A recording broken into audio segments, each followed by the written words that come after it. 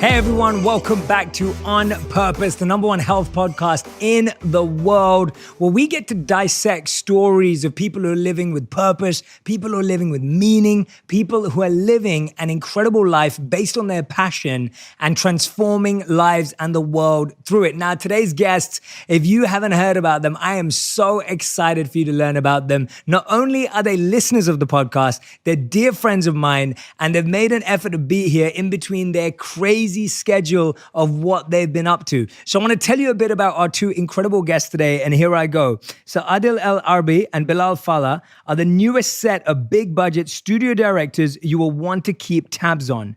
Moroccans by way of Belgium, they partnered in film school and are known for writing and directing the feature films Image 2014, Black 2015, and Patsa 2018.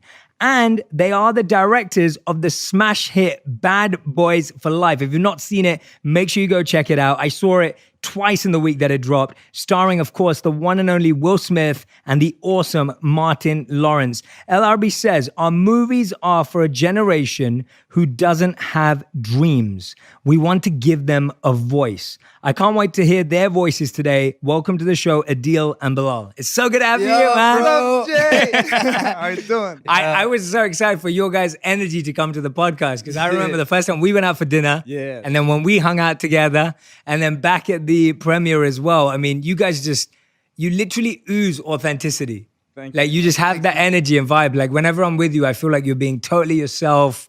You're just super down to earth. You're super grounded. And despite all your amazing success that you're having, you're just good human beings, man. So thanks, Thank man. you, brother. It means a lot that it comes from you. So yeah, I mean it. It's such a big honor to be here. Yeah, man. and a privilege. Well, no, I'm excited to dive into your stories today. You've got a phenomenal story. And I think anyone who's listening and watching today, this is one of those stories that's going to make you dream again. It's one of those stories that helps you realize the value of hard work and the value of what it takes to really chase your dreams. And I think both of you embody that. So let's dive straight into it. And I want you to talk about, the first thing is, I want you to tell me about a funny memory that you two shared at film school when you met in St. Lucas. Well, St. Lucas in Brussels was a very artistic school, and it was actually full of white people, and we're Moroccans, Yeah. and Really? yeah, 100%.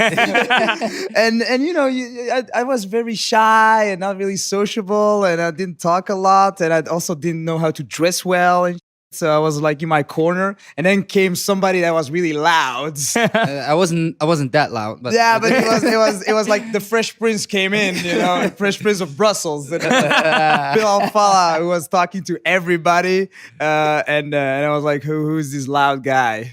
yeah, but I was like, I only saw like white people. And I was like, what's going on? And in the corner, I saw Adil, and I'm like, is that a Moroccan? Is that a Moroccan? So I went to him and I said, yo, you Moroccan? And I said, yeah.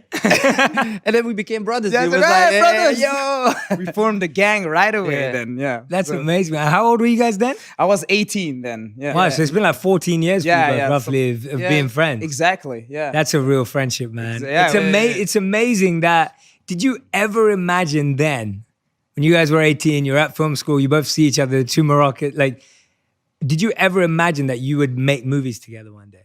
Well, yeah, I always thought I was going to be a lonely filmmaker. Yeah, and I thought I was gonna be like a dictator. My first movies, I was like handling the on camera. I did everything myself because I couldn't like give it to somebody else. So Yeah, you have your own vision like that, But when we became friends, we were helping each other out with movies, and step by step we realized that we had the same ideas, the same vision. Also, when we would read like a script or a story, in our head, I would explain to him how I see it visually and how cut together with what kind of music, and he said, I got the same thing. Yeah, it was like super freaky. Really? Yeah, it was. It's really phenomenal to have a feeling like that. Like see somebody seeing the same thing. Yeah, That's like it's scary at first. Yeah, scary. And first of all, I was thinking, what the. I'll beat this guy. Yeah. In the beginning, you're thinking like, oh, is this person just agreeing with everything I say? Like, that's amazing. That's very rare. By the way, I just wanted to say, and I'm saying this for everyone watching, this is the first time that we've ever done a double guest. And making you- history. Yeah, literally. This is historic for the podcast. And you've already raised the bar. The chemistry here right now. Now, next time we have double guests, it's going to be hard work to beat you guys. But what did you learn about yourselves and each other in developing that collaboration? Because I feel like when you're 18, we have this childlike collaboration of like, oh, we'd love to work together, it'd be cool. But now that you're actually doing it as adults and you've made multiple movies together, it's like, what have you learned about collaboration and working together in the process?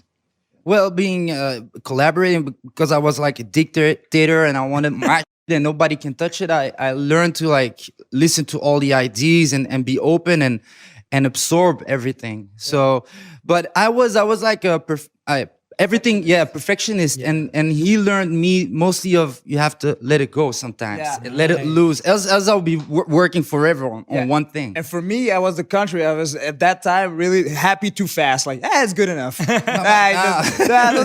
to put too much effort in it. It's good. Nobody's gonna see all the mistakes. It's good enough. And he was like, no, man, you gotta like pay attention to the details. So his crazy perfectionism and my lazy nonchalance, just let it happen. That combination made it work like a very good balance. Yeah, you know, it's so good hearing that, because I think there's so many people who are listening and watching right now, and they're either trying to do everything on their own, or I know a lot of people who just say to me, Jay, I need to be in a team. Like I need to work with people around me and energy.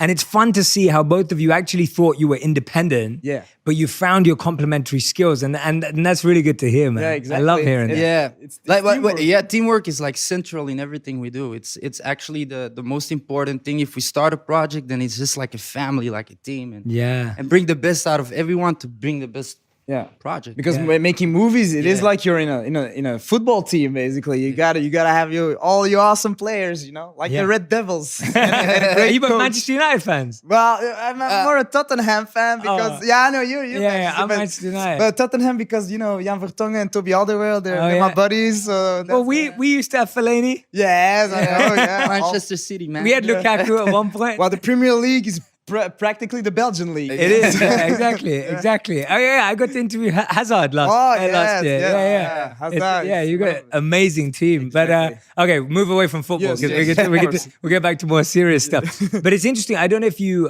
read Bob Iger's book. So in Bob Iger's book, he talks about how like at one point Steven Spielberg, Quentin Tarantino, George Lucas, they would all get together and watch each other's movies and give each other feedback. Yeah. Like it's amazing to hear that. Like, I mean, do you feel that now that you're in LA and you're spending more time here, like who do you guys go to for mentorship and feedback, and who are you learning from? Well, obviously working with Will and that's like for us, that's like a mentor. You grew up with him as an actor, but also a great filmmaker with so many ideas, and being with Jerry Bruckheimer, the iconic producer, one of the most famous producers in the world. So those people that we work with, that was already like our first circle. But now that we're here, there's so many directors that we'd love to meet that we are big fans of Scorsese, if we could meet him one day, or Tarantino, or Spielberg, also newer generations. If Damien Chazelle hears us, or Barry Jenkins, we'd love to be your boys. So we did that in Belgium, where there's also a new generation of filmmakers that are starting to break out also internationally in television, and we're all friends and we all watch each other's stuff, and it's great to see that we're basically all coming together in Hollywood now. So on the Belgian front, we already have that. Yeah. Okay. This is awesome. Before we dive into the main part of what I want to talk about today, I want to hear the one thing that annoys you the most about the other person, that one, and the one thing that you love about the other person. We'll start with the annoying. The annoying, but there's a lot of things. Start. Yeah, There's a lot of things. Yeah. I know it's difficult to choose one, but there's like a small things. It is, it's for some reason he always like slurps. Sucks on his food, even when it's not a soup. Yeah, and he always like when he eats with his mouth open, and that sound is so annoying. It's like there's only one sound and there's a. So that makes me nervous. That's really sorry that I say that. So you can't eat dinner together. Yeah, no, it's difficult. I mean, you're in your zone. We do a headset and we don't talk to each other. So that's. And what about love? What do you guys love about each other? Well, one of the things that could annoy me, but actually is awesome, is the fact that he's besides the movie, where he's perfectionist, he's really like let live and let live. Mm. Really, like, he's a good guy. He's really chill. He's really, sometimes, I get worked out. I'm pissed off about the small thing. I talk to him and I'll say, I'm so angry. And he's like, come on, man, just take it easy. Be grateful, be chill. I mean, don't worry about it. And I'm like, I wish I was like you. But it calms me down, and the fact that he's really very calm and chill and serene. Well, the funny thing is, I like when you're mad, because then he has this driving force that takes me, gives me a lot of power to go and that mad, or when you're mad, you put it always in work, positive, positive, canalize it in some positive thing, in positive energy, so that's why it's good that we have this dynamic thing, because he's when I'm too stressed really out, like opposites the whole time. Yeah, he's like the Zen master, and I'm the energy booster. Yeah, well, no, it's good. You can tell that you guys are great friends, man. And I want to dive into it now. We want to talk about serious filmmaking stuff, because you guys are incredible filmmakers. You're innovative. When I saw Bad Boys for Life, and I remember you sent me your Belgian movies too, which I had seen. So when I watched them, I was blown away by, whenever you see sequels being made now of movies, it's always it gets harder and harder and harder. Yeah. And usually the quality of the movie goes lower and lower and lower and lower. Yeah. And obviously I knew you guys before I watched the movie. And so my hope was that you were going to bring something amazing to it. And you did. I think everyone who watched it genuinely believed that the storytelling was incredible. The videography was awesome. Like, it was fresh, it was new, but it still kept the same roots and grounding of what we all grew up watching Bad Boys. But let's tell me that journey, and we'll do the Bad Boys journey, and then we'll go backwards on everything you did in Belgium. Tell me the journey of you two being at film school together, watching things like Fresh Prince growing up and Martin after school, and then you get this call that changes your life, that brings you into this world. Like, tell us about that journey. Well, yeah, for us, when you're in an art school, mostly they train you to make a very auteur cinema, which is good. It's a good thing. But it's mostly like art house movies, movies that you go to film festivals and stuff like that. So Hollywood is not really a good word there. Hollywood's like, nah, you're not in the right school. You're not cool. Hollywood's not cool. No, it's not cool at all. And we, as we would secretly say, so, hey, you like action movies? And it's like, yeah. Hey, do you like Jerry Bruckheimer movies? Yeah. You like Bad Boys? Yeah. Hey, what if one day, if they don't make it, when are they gonna make a third Bad Boys movie? That was what we were starting to say. And at film school, and year after year we say, hey, if they don't make a Bad Boys movie, we're gonna make that. Because back then we were 100% sure we're gonna do film school, and then we make one movie in Belgium, and right away we're in Hollywood and we make Bad Boys 3. So that was all the time. The thing that we would talk about is Bad Boys 3 specifically. We were even saying that we were like the Bad Boys of cinema back then. Like, we related so much to Mike and Marcus. We were always who? Well, I have a little bit of Mike in me, but also Marcus. it depends. Sometimes I'm Mike. I'm mostly Marcus, but sometimes if everyone want to be badass, I'm a Mike. But everybody wants to be like Mike Lau. Yeah, but everybody's mostly Marcus. But funny and sweet and warm and a good guy. But tell us about that process then. So you've had this dream, you're talking about it, you're thinking about it, which when you first told me that, that blew my mind. Because I was just like, it's so cool when you've talked about something, and it's quite a rare thing to pull off, right? It's like, first of all, they've got to be ready to make another movie. Second of all, you got to be the guys who get picked. Tell us about the process of being picked, chosen, selected, getting the job. How did it work? I just wanted to tell another little story. Of course, so when I was 12 years old, I grew up. I was like small, and then I grew really tall, and I became really skinny. And at school, I was like a nerd, and everybody laughed with me. So I was like a big nerd.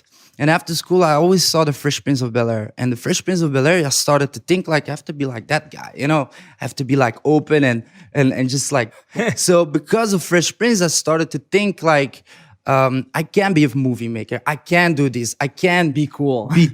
And basically because he was Silly Billy, like Silly Willy. And Will Smith saved his life, basically. Yeah, basically because of him, I started to open my mind to whatever I can be whatever I want to. Yeah. And to make a movie, first Hollywood movie with Will Smith, it's just like bigger than life. Yeah, and it all started when we met each other. There was a book which was called Black, which was about gangs in Brussels, and it was a Romeo and Juliet story between a Congolese girl, 15-year-old girl that falls in love with a Moroccan guy from a rival gang, and it was a very hard, very shocking story based on true events. And when we read that book, right away we knew, okay, this is gonna be our Do the Right Thing, our La Haine, our Mean Streets. This movie is gonna be our ticket to Hollywood, no matter what. But we were in the first year of film school, and we had flunked that first year when we read the book. So it was like still 4 years to go as the students. So we were like, okay, we need to make this movie by any means necessary, because this is gonna be the one that's gonna bring us to Hollywood. And then once in Hollywood, we're gonna ask for Bad Boys 3. So that was like the ticket. That was a plan. Yeah, it was really like that. And they were already planning to make a movie out of that. So we were thinking Belgium. Yeah, in Belgium. Game over. We were still students. So year after year, we started to make better short movies. And every short movie was basically a sort of adaptation of that book. Up until we started to win a lot of prizes with a movie that was called Brothers. And then we got the opportunity out of nowhere to direct the adaptation of that book, Black. And that's what we did. And we did this movie. It came out in 2015, and it blew up in Toronto Film Festival. It won a prize there, and that's how the doors of Hollywood opened right away. And the first producer to see the movie was, by chance of God, Jerry Bruckheimer. Wow. And when we thought, it worked. Yeah. This movie is being seen by him, his eyes. And then they said, Will Smith also watched your movies. So like the eyeballs of Will Smith is on our stuff. And that's where we got a meeting to meet Jerry Bruckheimer. Like one of the first meetings in Hollywood was at Jerry Bruckheimer's office. So it was 2015, and then they said, "What do you want to do, guys? Bad Boys 3." And I said, "No, it's not available." There's already a director. Which is the same situation as with Black, but we were like, okay, we're gonna steal that project somehow. And year after year, we were always like chasing it, and eventually the director, great guy, Joe Carnahan, he dropped out of the project. And then Bad Boys, all of a sudden, in the mailbox, the script of Bad Boys. And like, it's real. And the fact that, when we were like 19, it was, we really wanted it, but it was a dream, and we never thought it was really going to happen. Because when you say, we're going to adapt that book, and then that book's going to go to Hollywood, and then Will is going to see the movie, and then he's going to give us Bad Boys 3. We say that as 19-year-olds. It's just... we say a lot of stuff. Yeah, we say a lot of stuff. Yeah. But when it really happens, you're like... So at the point when we got Bad Boys for Life, the script in our mailbox, we were preparing a Belgian movie, Patser, or the international title is Gangster. And we were like 2 weeks or 3 weeks from the shoot. So Jerry said, "Are you available to make Bad Boys?" And then we said, no. And we turned it down. And we turned it down. That it was the most difficult no ever. Because you were already signed up. And like the whole crew was ready, all the actors, and it was a batch. Yeah, and I could never imagine I could say no to. I never believed that we would. Yeah, like I can't believe we're going to say no to Bad Boys for Life, to Will Smith, to Jerry Bruckheimer, to Martin Lawrence. And we did that. And it was that's just life, man. It's just, if it was not written for us, it was not written for us. And eventually, in 2018, he came back like, hey, we're going to do it again. And then we said, now we're available. And that's how it all happened. So it's amazing. It was meant to be. That's incredible. Tell me about what it was when you read the book Black and you thought, this needs to be a movie. Like, what was it about the story? What was it that connected with both of you that you felt so confident that was going to be your ticket into the directing world? Well, for us, because we're from Moroccan origin, Moroccans in Belgium, it's sometimes tough. There is racism, there is poverty among the Moroccan community. There's a lot of, also there is crime, there's a stigma. So there were no really public figure or filmmakers or actors that looked like us. Everybody was white basically, and also the movie world as well and the TV world. So that's why in film school we're the only twos. And you read that book and you just know, okay, there's never been a story told like that in Belgium. These stories aren't told. And tell us a bit about the story. Yeah, the story it was it was about this African and Arab community in those poor neighborhoods that we really know because it's close to us. It's close to our friends, to our families. Even like at school when we made short movies, it was like in that world. Yeah. So it was. we were making all these little stories in that world, and this book is telling. And actually, you heard about the real story of Yeah. this girl that basically, when a girl is in a gang like that in Belgium, she's just an object. You know, she's forced to have sex with everybody of that gang, and it's a very harsh, hard reality that nobody really talked about and nobody wanted to see is that because all the victims are gang members, even though they're just 15, 16 years old.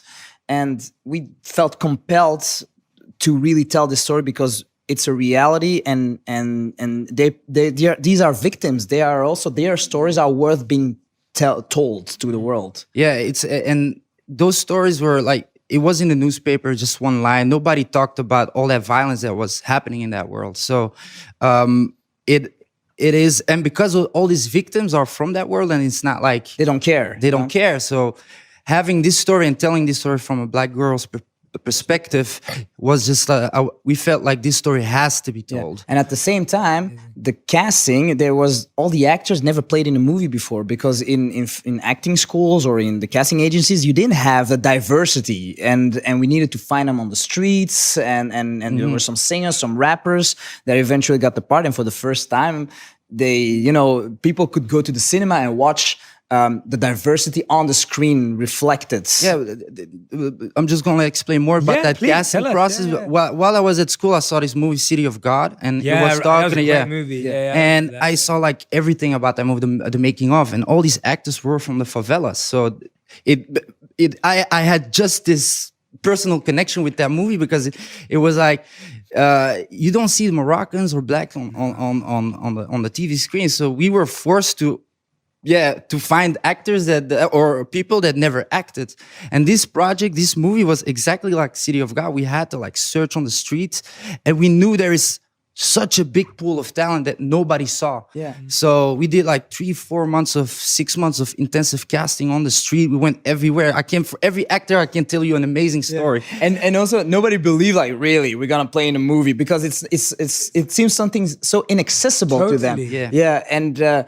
Then we professionalized them. They played in a movie. But the thing is, like, for each role, there were like so many good options. Yeah. There was like too much talent. So it was really difficult to find the best of the best. So what we did at that point, because after we had all the actors, there was so much other talent. We said we have to start our own casting agency and put them, giving them the opportunity to do other. Yeah. To give the chance, because the thing is that these actors that never thought they would play in a movie before, well, Will Smith saw their performance, and people like Jennifer Lawrence saw their performance, and Margot Robbie, and they're big fans of them. And who can say that that the biggest stars in the world were in awe of their performance? People that were just on the streets, never thinking that it would be part of the movie industry, and that caused like the new generation of dreamers. Basically, now you have these guys.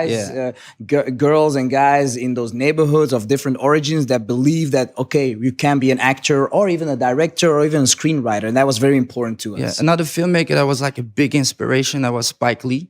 And he was like one of the first big black directors.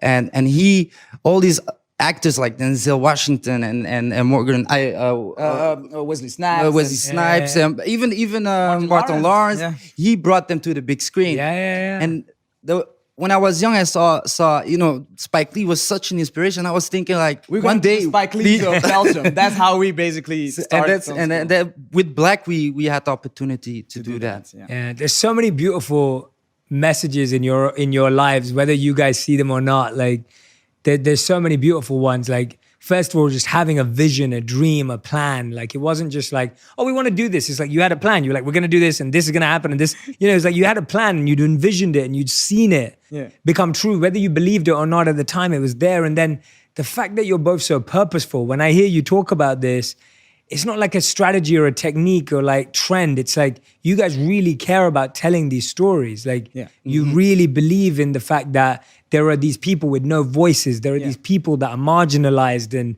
not really understood. And you genuinely believe that they deserve a voice. Exactly. And to hear you both do that so purposefully is amazing. Tell me about, you said there's loads. Tell me about just one of the stories of one of the actors that just blows your mind, or one of the actresses that you worked with that you're just like, this person can't believe it. Because I know what you're saying, that if someone came up to you on the street especially in those streets, and said, "Oh, do you want to act in my movie?" You just laugh at them, right? Yeah, exactly. And so tell us about some of those facets. Just one, a couple of them. Well, one of the stories, like the leader of the black gang, is his character's ex, and when I had a face in my head, every time I read something, I see a face, and I was just, outside of the place where we were doing the casting, I was just smoking my cigarette outside, and I saw a guy pass with that face, and I was like, this is not true.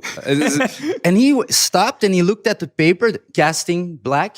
He looked at it and he wanted to move on. And I said, wait, stop. I said, come over here. You can do a casting right now. He said, no, I have to go to my work. I have to go in 5 minutes. I said, no, just come inside, just 5 minutes and then you can, but I'm going to be too late. I said, come on. So he went inside. And he got one of the biggest roles of the movie. Yeah, eventually that's how it happened. Yeah, and we were searching for months. And every time I saw the actors playing this character, they were always yelling because it's a violent character, yelling. Yeah. And he was the only one that was super quiet when he talked, and it was so dangerous. And the thing is that the character in the movie is like an ex-child soldiers, because a lot of leaders in those gangs are ex-child soldiers, and our actor, he was not a child soldier, but he lived the civil war in Burundi. So the scenes that we shot with him, where he's looking at civil wars footage on the TV screen, he felt that he understood completely the character. He was very close to the real character.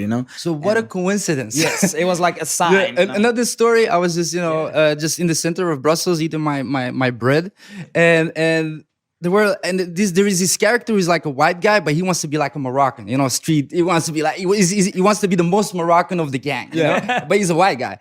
And I was just eating my bread, and we were searching also months for that character. And there was this guy next to me with his two friends, and he was talking. He was like the character. And I said to him, hey, and he was talking about this girl on the other side of the street. And I said to him, try to get her number. I said, no problem, man. I'm gonna get her number. He went there, tried to get her number. He came back and I said, you got her number? He said, no. I said, he said, but next time, another girl. I said, okay, you must be an actor. Yeah. And he got the part, so it was crazy to see these characters, alive here, and they eventually played in the movie. And also, the stories about this black girl, and we were the character that plays the main black girl. She was the only one from the whole casting that found her way to us. Yeah. We didn't search her. She came to us. And she was a fan of the book, a huge fan of the book. And it's because of that she eventually went to the casting, because she was such a, she loved the character ever since, she as a young girl read it and always thought that one day there should be a movie about that book. And that's how she became the main actress of the movie. And now she's playing in other movies. And I can tell you a story about each character. I know. But your guys' stories literally sound like magic. like when you're just literally, because when you're like, oh, this girl, she loved this book and she wanted, it's so beautiful to hear it. Like it really is. Like it sounds like you listen to music speaking to you guys talk about it, because it's like, it is just the imagination of what happens when you dream. But tell all of us about the days when it didn't feel like magic. Oh yeah, well, tell us about the days when you were starting out and you weren't, the magic like this magic wasn't there. Like there was time when money was low or when the production budgets were too low, and you're sitting there, I mean, we've talked about this, you're sitting there editing for hours and you're stressing out. Yeah. Tell us about what kept you committed to your dreams. Well, it's when there wasn't the feeling of magic. Yeah, the thing is that you got a lot of fear, you got a lot of, because there's no guarantee. You dream so big and it's so unbelievable. It's like, why would we be with Will Smith making a movie and with Martin Lawrence? I mean, that's for special people. It's for big stars, especially you don't have an example of people like us from Belgium at this young age. So there was no precedent to it. And we had no money, and our family are really poor. And my family was okay, but when you start to study, you live on your own, no money. No money. And my family was really poor and they didn't have any money. And movies is basically a job for either the super rich, because you got mom and dad giving, it's like funding your hobby, or for the super poor, because you ain't gonna get any money for years. And it's not something that you cannot do that on the sides. You got to do all the way, go all the way for movies. If that's really your passion, your dream, yeah, you got to spend all your time in it, which means that you don't spend your time earning money. and you know, but it was also the thing that would make us survive. It's like when you say it was our purpose, you know, it was really the thing. Okay, we're in a difficult situation. It sucks. Where I'm sleeping at his place, which is the place of his parents, on somewhere, you know, in the attic. in the attic, you know, on a mattress on the ground. But at least we are filmmakers, you know, and you know that one day we're gonna laugh about this. Like 10 years, we're gonna laugh about this. Now it's a struggle, and it's that dream and that passion and that makes you feel alive, that keeps you going, no matter how hard the struggle is. And when we speak to young people, to students, when they ask us, "Yeah, what's your advice?" Our advice is always, or we say, "You're gonna fall flat on your face and ground. It's gonna hurt, but you gotta get up and continue. Just don't be surprised when it's gonna hurt. And it's gonna hurt a lot, but all of that's gonna make you stronger. And through all the struggles, through all the, you know, the heartbreaks and the pain and all of that, that's why when people say, "Hey, how does it feel now that you made Bad Boys and it's a success?" We always say we're relieved. I mean, yeah, you can say you're happy. Of course you're happy, and you say, but we're like, whew, we went. It was a hell of a ride. It was dangerous, like an action movie. You thought you were going to die, and eventually you survived that ride. And yeah, you know, making Bad Boys was the hardest year of our lives. It was maybe the worst year of my life. Yeah, you know, everybody's like, "Oh, it was such a fun movie." It was probably also really fun to make it. It was. I think I went deep, man. I went really deep in darkness, in sadness, and I would ask, well, hey, well, you know, it's like our dreams that come true. I didn't know it was going to be a nightmare sometimes. And he said, it's always like that. It's a big change, big achievement, and it's gonna with hurt. a lot of pain. It's gonna hurt, and you know, it's well said that it's like, you know, you're on a mountain, really now fast and high, and you cannot breathe because, you know, there's not a lot of oxygen, and you're like panicking. And the thing is, you want to go down quickly, but he said, no, stay there. You stay on that level and get used to it, and starts to breathe, no panic. And then after a while, you get used to it, and the pain and the heartbreak and the doubts, they go away, because like, oh yeah, okay, I'm getting used to it. And some people around you will be on the same level and also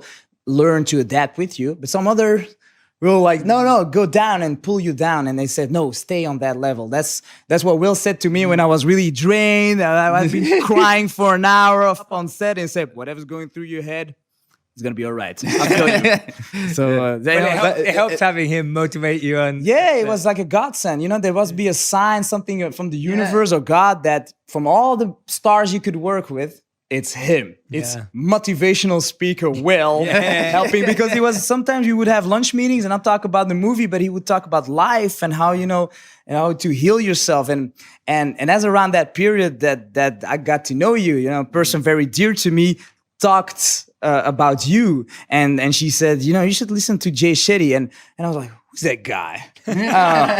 And like, you know, you just got to do your own stuff. Don't listen to all that's things. And then I started to listen to you, and it was like medicine. It was like, whoa, what is that? It's like, it's as if, where were you all my life, Jay? I needed you all my life. And it opened up a whole world to me of the healing and growing and on the spiritual level, you know, because I always thought, when I achieve something, and same for you, you achieve something and then you're going to be happy and then you're going to be good. Like, oh yeah, okay, we're struggling, we have no money, but one day we're going to make our first movie and then we're going to be fulfilled. And then it doesn't happen. We make our movie, but you're not fulfilled. Then, oh yeah, we're going to make a better movie. And then, oh, we're going to go to Hollywood, and then we're going to make Bad Boys. And when you make Bad Boys for Life with those 2 stars and you're on the top of the game and still you're not happy, you crash, and then, you know, you got to find something else. You're going to find something deeper. And listening to you, it was so funny that Adil is like, before you, before Bad Boys, he was like totally not motivational. He didn't like all the quotes. He didn't like, you know, all those deep meanings. He was like trashing everybody. Like, every time I saw, because I was like into it on Instagram, and I started to like getting to the podcast, and I was like, and all of a sudden I see Adil like listening to you, and I'm like, you're listening to Jay Shetty? Well, for me, it was like when I started listening to you, it kept it a secret. So when we met, I didn't tell him because I was, he's gonna say I'm some crazy, And then when he saw the picture that you and I took on Instagram, he said, "You know Jay Shetty? You're a fan too." It's like you kept it secret. I was not telling him because I was going to my process. Yeah. And it's like it's crazy that we talk about everything, but you were our secrets. That is the best story about me I've ever heard. That is amazing. I love that. That's hilarious. Thanks for sharing that, man. Okay. My spirituality, because we're Muslims, it's also been a strong force throughout our throughout the pain, and every time when you don't make it, you just accept the fact that God has a plan for you, and that's something that I always hold on to. Like you want to achieve the dream, but imagine I did everything I can. That's the most important thing. At the end of my life, I have to know. I have to talk to myself and say, you did everything for your dreams. And if it didn't work out, it's just the way. And it's in. And if you believe in that, you accept everything. You start to accept everything. It's in God's hands or in the universe hands.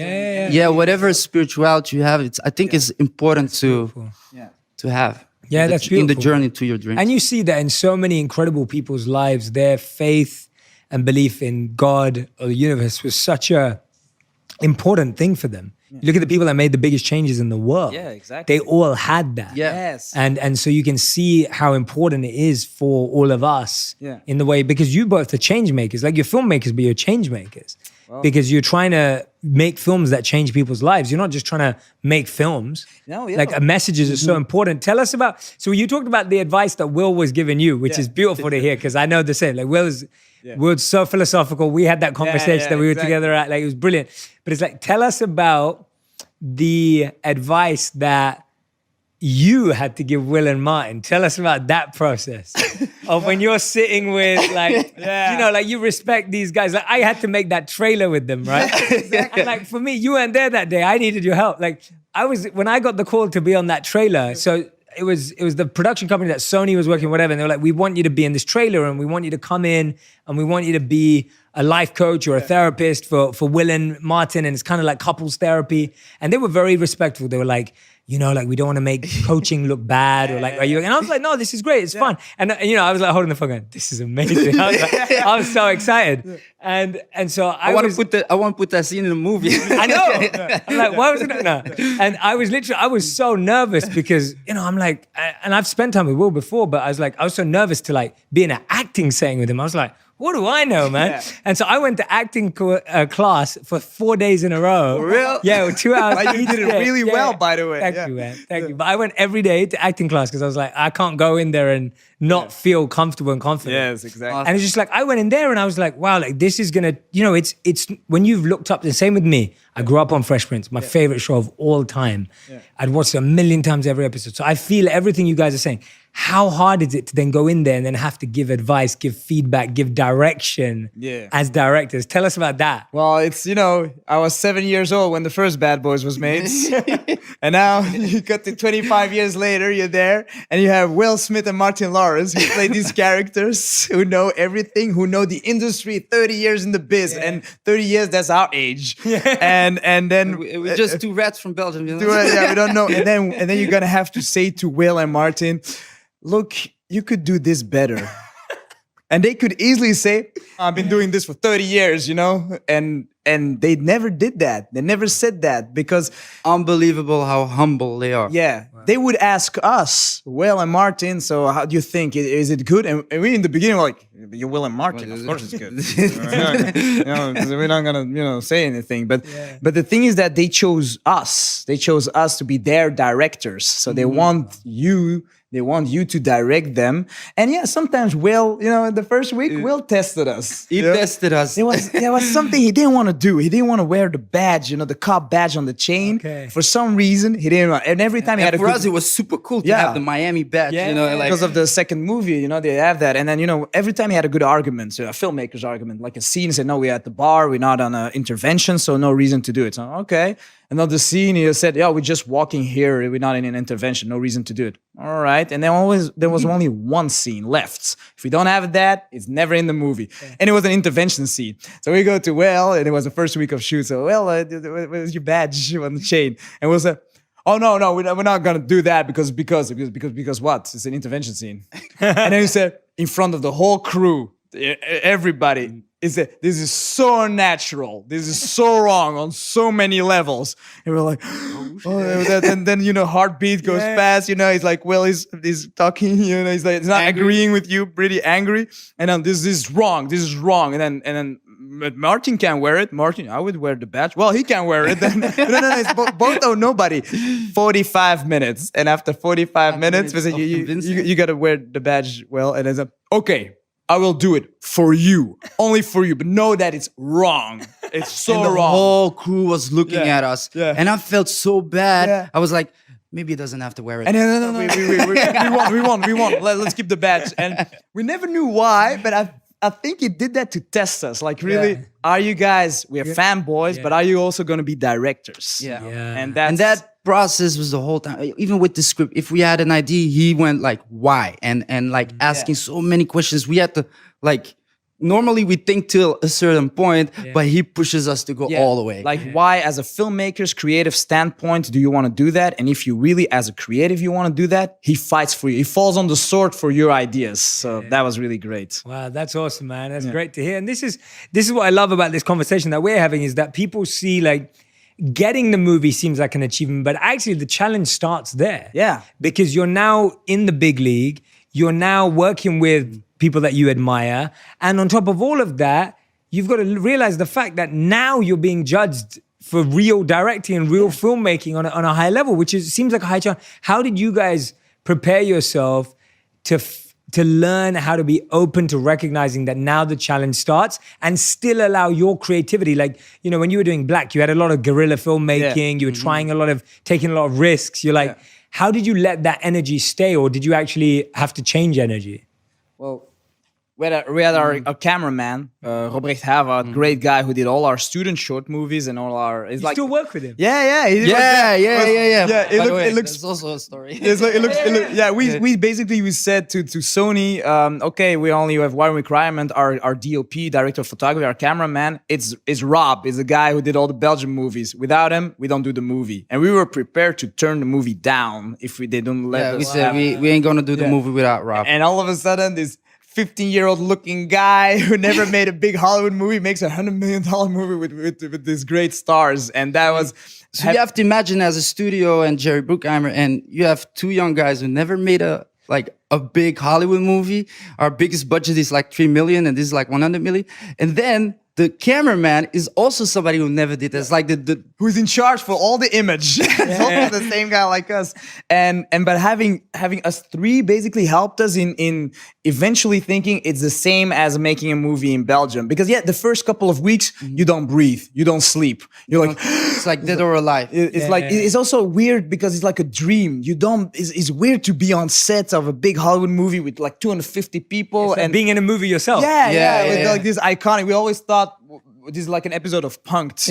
Michael Bay's gonna come and say, it was just a joke. It's for a TV show, actually, guys. I mean, because it's like you don't fit, you don't belong there. It's like you enter the making of or something, But the thing is, the eyes of the world on this movie, whereas when you do a Belgian movie, it's only the eyes of some Belgians. If you tank, nobody's gonna know. But there, if you crash hard. And there are so many fans in the world that grew up with that. You don't wanna. And the thing is that it's like as if you're in the war, or you gotta jump in the water, and either you're gonna like sink, or you gotta swim. Even you think, I cannot swim all that ocean. You're gonna have to learn and do that, and before you know, when you do that switch, not thinking too much, actually, not overthinking, basically not overthinking. Yeah, but you guys broke through imposter syndrome, because that's what so many people struggle with. That when you finally made it into what you always wanted, and now you're like, oh, maybe I'm not actually meant to be at this table. Like maybe we don't deserve to be here. Like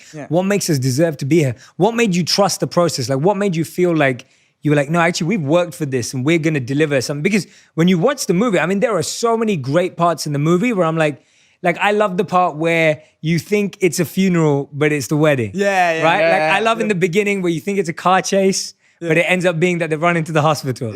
Like to me, like all those moments are genius and they're brilliant and they're shot so well that you completely are in and you think it's something. And I'm like, you definitely owned it. Yeah, yeah, Like exactly. you owned it. Like there was no part of me. If I didn't know you guys, let's say I didn't know you guys, Yeah. and I went and watched the movie, I would not have known that someone who'd never made $100 million budget movie made it. Oh, I would thank just you. never have known. Like you wouldn't even think of it. Yeah. Yeah. Right? But that's why I'm happy I know you guys. Yeah.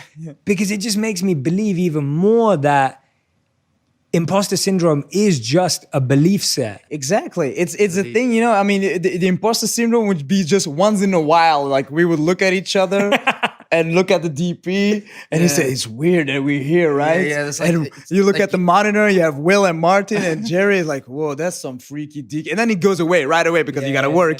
And the thing is that you got to power through that, but also it's the crew and the cast that's around you, the trust that you get from people that become family, and when you feel like you're between friends and family. between family, that is what really helped us the most going through that imposter syndrome, feeling safe and feeling the trust and the love of everybody around you. And that's the same thing with you. You know, we were scared of coming to the podcast because we're big fans, huge fans of your podcast. We listened to that and we're like, whoa, how deep everybody's speaking, how smart, Yeah. and we're like intellectual lightweights. But talking now with you is like we feel like you are bro. Yeah, we're family. Yeah, we're Yeah. family, and that's what helps us going, that trust and that love and that caring and respect that helps us, just go with the flow, basically. Yeah. Yeah. How many days I had doubts. Like I was thinking I am totally not good so many times, but it's the people that surround you is like a super important aspect in this process. Yeah. And you guys are natural storytellers. Like even when you're telling me the story of the actors, and people behind the Yeah. scenes, like you guys are brilliant. Like that is, I felt your energy when we met, and when I wanted you on the podcast is because I wanted people to feel that. And I love how genuinely vulnerable you are about being excited about what you're excited about. Yeah, Because yeah. I think what happens sometimes is people make it or go somewhere and then they act like all cool about it. Yeah. You know, like, oh yeah, it's just, it's just meant to be. Yeah, it's just like, act. I remember, like for me, it was things like, first time when I went on Ellen, Yeah. like that for me was just I was yeah. like flipping Ellen, like watch my interview and want me to come on the show. Like that's so cool. Like, Same. and it's like, it's so fun to celebrate stuff like that. Yeah. Because I feel like sometimes we get scared of celebrating because we think it makes us look less. Yeah. But actually, it's just, you're right. We're just kids who just are living these incredible lives. And I love feeling like that. I listened to the podcast with Jada, and it was like, oh my God, he's interviewing Jada, and I'm like, oh, but we know Jada. Yeah. So that's the vibe that we have. Yeah, and but I like seeing it with you guys. Yeah. And I want people to experience that too, that you don't ever have to pretend to be someone you're not, or you never have to lose that excitement and that, authenticity has always been something very important to us, and we did everything to keep that same authenticity in a Hollywood movie, because we could have done maybe any action movie, but the thing about Bad Boys is that these two characters, it's us. It's a retold with this movie, a very personal story, what it means to be like the ride together, die together, what it means sometimes when, you're almost on the verge of a breakup, you don't want to do the same thing, you have another vision. Sometimes there were periods where we didn't want to make movies together, like this is over, man, I got another vision, and in the end it comes together, and by reading that script of those two characters, we felt like this is us. Yeah, Bad Boys. I think every human being in the world searches that same connection with somebody, that friendship, that if times go up, that you have somebody who's having your your back, and that friendship that Mike and Marcus has is so universal and so beautiful and so personal at the same time. It's just It was a very personal story. This Yeah. is a $100 million action movie. What were the other messages? I think that's important because you've focused on making movies that have messages Yes. before this. Yeah. I felt when I was watching, there were a ton of messages like the one you just shared. What were other messages that you were trying to, that, maybe we need to watch it again and notice that? And what were some of the messages that were big for both of you? Well, it was, working with Will is like the grow or die message, basically. Yeah. Even though, when you make all movies have a certain message, and you don't want to message, because it becomes cheesy. But it's like the underlying theme, and it's you want to have an arc where people evolve. And this Mike Lowry character, he's at the start of the movie a certain way. He wants to remain strong and young, and wants to remain the image of Mike Lowry Yeah. and forgets how to become just himself. Yeah. The normal Mike Lowry and Except the fact that he's growing. he's Yeah. growing. He's and in Getting film older. and it can be weakness. Weakness is not actually really a weakness. Being able to show a weakness, a vulnerability, is a strength. And that is something that he learns, and that is something that we too, when we were, starting, because when you're Moroccan, you're very like macho culture. And you're man. After if you keep this like in a kind of cocoon or Cling on that thing, like- and you don't let it go. basically you break yourself, you crash. And that is something that we learned, during the making of this movie, where we all crashed eventually. It's like, you gotta let it go, and you gotta find ways to grow and to heal yourself and allow yourself to be vulnerable and to be open and You really changed. yeah. He wasn't like that before. Bad Boys really changed him. Yeah, this experience, As a person, his soul really changed during the. yeah. You guys really disrupted, I feel like, just what you're just saying right now. Like, that's what I noticed in the movie when I was watching it, that you were able to show the weakness of the character we all grew up admiring or wanting to be like. Yeah. And showing that it was actually better for him to Yeah. be vulnerable to that. Yes. Rather than just continue to pretend. And I thought that was really, it was bold as well. It was a bold move. Yeah. But it was also very culturally relevant right now Exactly. to show that in a man and being more vulnerable. Yeah, and But it's very relatable, so. Very relatable for all of us. And I really feel you guys have disrupted the industry, because even when I hear you say stuff like, oh, we're not going to do this if it's not our DP, right? Like if you're not bringing your crew with you. Yeah. And I'm excited to see, and I don't think you guys are ever going to change, because you're just who you are. Like, I'm excited to see how you continue to represent diversity, how you continue to tell stories of people that are not told enough. What kind of stories are exciting you right now in general? Not just the ones that you're making movies on, but have you heard any stories recently or read any books or anything like that you're like, oh, I'm fascinated by this right now? But there's a lot of stories that are, obviously now in this time in culture, it's the great opportunity to tell stories of people of different ethnicities, different backgrounds, stories that you didn't usually see that much, on the big screen. And for us, because it's important, we're Muslims, we're Arabs, we're Moroccans, we're Africans, things like that are very important to us. Just as fans, seeing that there are more and more female filmmakers. This year it was a lot of women filmmakers, and it's going to be more and more in every kind of genre. Just seeing that evolution is so exciting and interesting. To be a part of that. Yeah, to be a part of big this new honor. generation of filmmakers that's so diverse and To see Parasite in a total, not in English language. That's Win the Oscars. That's history. That's Yeah. a milestone for cinema. It's Yeah. It's just us. We don't want to make movies only in English. We want to tell stories. If it's in China, we want to keep it in Chinese language, or in Germany, it has to be in German. So the fact that it's very diverse and very exciting. These kind of stories, that's what we're looking for now. And we would love to make movies back in Belgium as well. About our community and alternate that with American movies. And in a very naive way, we believe that movies can save the world. Yeah, and I'm with you. Yeah, exactly.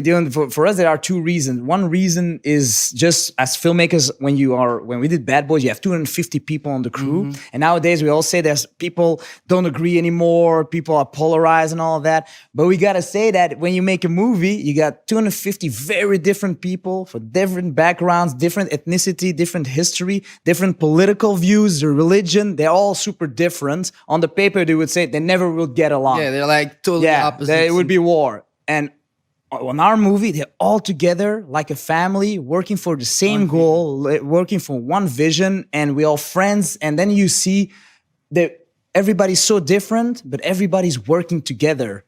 And it's not what you hear sometimes, that it's like, everybody's like on their own. No, a movie set proves that we are all able to go in the same direction for the same goal. And it's maybe very naive, but I just see it as a proof. It happens. That's true. And in theory, they would be enemies, but on our crew, they're all allies and friends and family, and they care about each other. And on the other hand, movies is something very empathetic. You cannot make a movie or watch a movie if you don't have empathy. And empathy is something that you talk a lot about. And it's just crazy that everybody in the world no matter where you are, what you are, you have empathy for this character that you don't know. It's a character you don't know. It may be also a fictitious character, a character from another planet, from another era, and you feel for that character. You fall in love maybe for that character. You hope that the character is gonna make it. You're gonna cry if that character dies, and that's crazy. That proves that movies make people human, and that empathy exists through movies. So that's why in this very childish way we think movies save the world. No, it's not childish, man. You guys, I feel the same way. The reason why I started doing podcasts or media or videos and all of that was because I felt that media changes our vocabulary around an issue, around a theme. Like when you were able to show a man's vulnerability, like now it's like, oh, wait a minute, I think I'm Mike Lowry, but he's growing when he's doing that. Oh, maybe I should do that, right? It's like we mirror what we see in media all the time. And I feel like media is always going to lead the way because more people are going to watch movies than read books. More people are going to watch movies than come to a course or a workshop or a seminar. It's always going to be the same way. And therefore, I'm so happy that people like you are making movies. Thank you. Because I feel like our faith is in good place. Like, you know, we need storytellers who want to tell those stories, who want to have deeper messages, but in a smart and entertaining way. And I think you guys do it beautifully. So we're going to do what we always do on the podcast, as you know it, because you listen. Yes. We've added another segment recently, which I don't think you would have heard yet because it's in the new episode. It's called Fill in the Blanks. Oh, fill in the blanks. So I read a sentence and you both have to fill in the rest of the sentence. So we'll go both of you. Whoever goes first. I don't mind. You decide who goes first. Okay. Being a director is similar to? Being a captain of a boat. Exactly. And sometimes it can be the Titanic. Okay, good. No, exactly. No, you can't say that. No, you can't say that. Being director is Similar to. is Trenches. pretending you know it. Okay, good answer. A great movie starts with. A great title. Okay. Oh, I would say a killer opening scene. Okay, good. All right. The best way to manage actors is. Being a psychiatrist, a lawyer, a politician, a diplomat. All the skills. Gotta be everything. All right. There is no film without. Empathy. Oh, nice. Camera. All right, good. All right. Working with a partner is. Love. Riding together, dying together. Nice. I like it, guys. All right. The one film I wish I made is. Star Wars. Well, there's a lot, but I would say. But you know, Star Wars is such a big universe. Just between us, Star Wars is like the Greeks had their mythology. We have Star Wars. The new Greek mythology. Just between it became a religion even now. So I did. It came out of one mind. Yeah. And the whole universe it's created is unbelievable. It's infinite. I would say Jurassic Park. Oh, yeah. Park, It's a good movie. Yeah. Jurassic Park's a good movie. All right. Martin Lawrence and Will Smith are both brothers for life. For life. Nice. When I first started directing, I wish I knew that no matter how big the movie is going to be, that movie is not necessarily going to make you happy or bring you happiness. It's going to be something else. That's beautiful, man. And no matter how big the budget is, there is never enough money, never enough time. Nice. That's good answers. These are great. My proudest moment has to be. There are lots, but I think being able to show the movie to my dad, basically, to have him in. He was sitting in the theater next to you. I know. It's so nice to meet him. Yeah, and he knew also his wife is a big fan of you, so you're a secret fan. You're secret fans of you, but being able, he's there. You see the movie, and it's the first. Maybe also the first time he met Will Smith, because the very first single I got was Miami by Will Smith. And he met him for the first time in Miami. Oh, wow. My proudest moment is that I always kept going. Yeah. Kept going. Yeah. Nice. That the movie is made. It's just Amazing. my proudest thing. I love it, man. All right, these are your final five, your fast five, which you guys know about. So the first question I'm going to ask you is, if someone gave you $300 million in funding, what movie would you make and who would you cast? Oh, A new Star Wars. A new, Okay, new okay. universe. Something yeah. that's not based on any books. It's just like George Lucas. You come up with something new, and then you have nerds doing fan fiction and making war with making each other on clothes Twitter and toys. Yeah. And it goes on generation to generation. It just he created like a monster, like George Lucas. He created Frankenstein, basically, in the movie world. So that. I love it. That's a good answer. Okay, let's do this question. What advice would you give to young filmmakers out there? You gotta stay true to yourself and do something with your heart.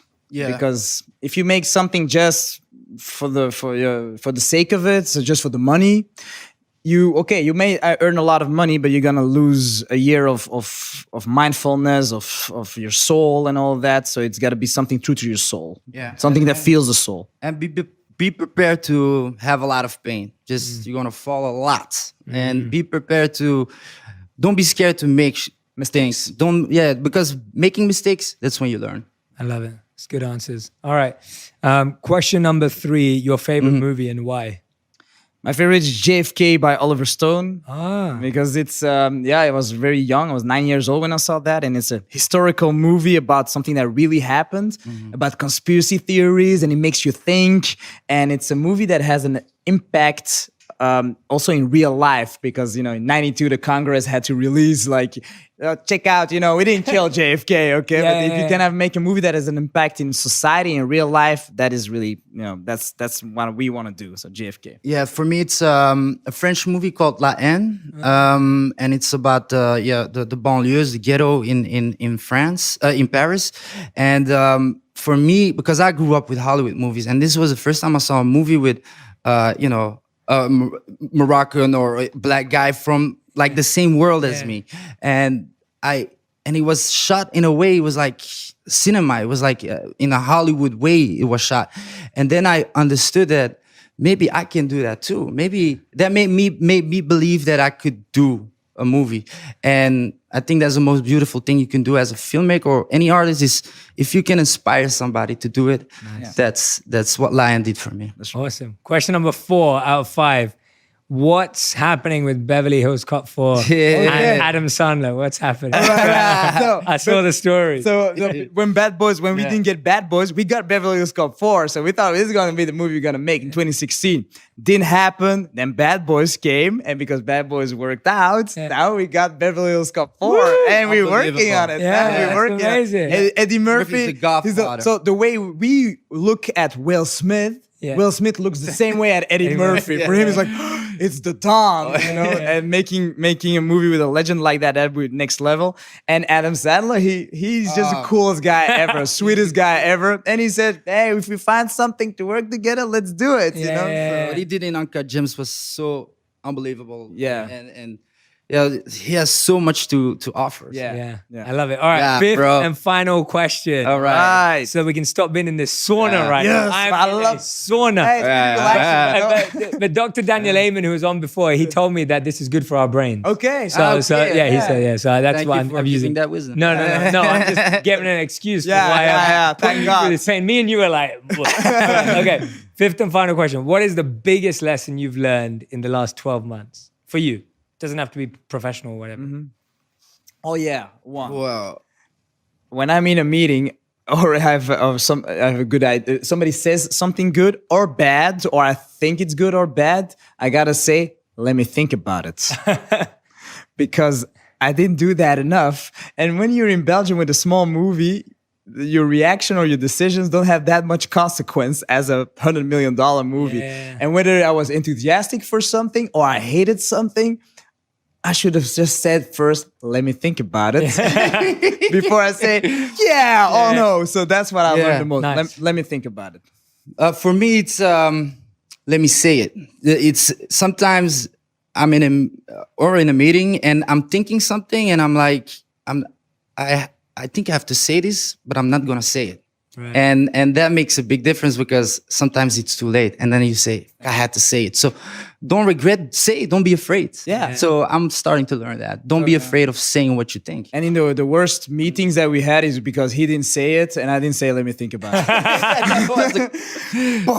That we crashed. I love it, man. I love it. You guys are the best. Honestly, this is the most fun I've ever had. Like, this is so good. Like, Thank you, I could Jay. sit and talk to you guys for hours. Like, I'm genuinely so excited to see the movies you guys are going to create. Thank you. I want to serve and support in any way that I can. I'm here for you guys if you ever need me. Can't wait to read You your got- book, man. Yeah, you got- Yeah. yeah. Thank you. I'll definitely get you guys copies. But yeah, don't literally, you guys can call me anytime I can help either of you with anything. And just, yeah, so proud of seeing what you guys are doing. And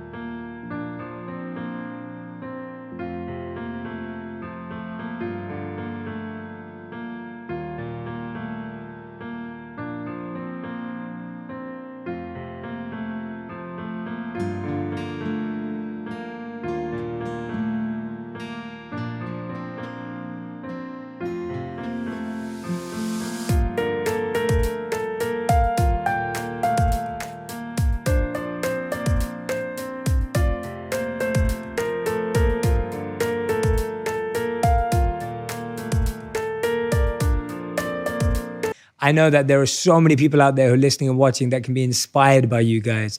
And I can only hope that you continue to be the same way, because you guys are great just the way you are, man. And Thank you, bro. Give me a hug. it's Big love, big love. I just want to say, Jay, thank you for being in our lives.